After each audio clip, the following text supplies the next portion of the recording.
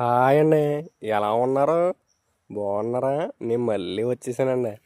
ఇంకోండి ఇది చూడండి. ఇది ఏం చెట్టు అంటారో తెలుసా? జామ చెట్టు అండి. దీనికి కాస్తాయండి జాంకాయలు.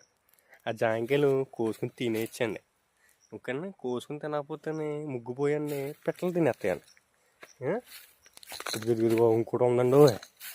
ఇదేంటంటారు? మామిడి చెట్టు అండి. మామిడి చెట్టు మామిడికాయలు కాస్తాయండి. మామిడికాయలు కాస్తే కోసుకుని తినొచ్చండి. లేకపోతే ఉప్పు కారం వేసుకుని మరీ తినొచ్చండి.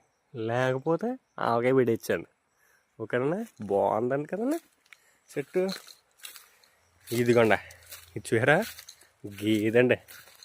గేదె మేత తీస్తే పాలు ఎత్తదండి. మేత వేయకుండా పాలు తీసేస్తారంటే ఎగిరి తంతుందండి మరి. చూసారా ఎలా ఉన్నదో? ఇంకోండి మీకు ఒకటి చెప్పడం మర్చిపోయానండి. కొబ్బరి రెట్లు చూసారా? దీనికి ఈ పేరు ఎలా వచ్చిందో తెలుసా అండి మీకు? ఒక 5 సెకండ్లు ఆలోచించండి. 5, 4, 3, 2, 1 గుర్తొచ్చిందండి? రాలేదు కదండి. కొబ్బరి చెట్టు ఎందుకని వచ్చిందంటే పేరు కొబ్బరికాయలు కాస్తాయండి. కొబ్బరికాయలు కాస్తాయి కాబట్టి కొబ్బరి చెట్టు అన్నారండి.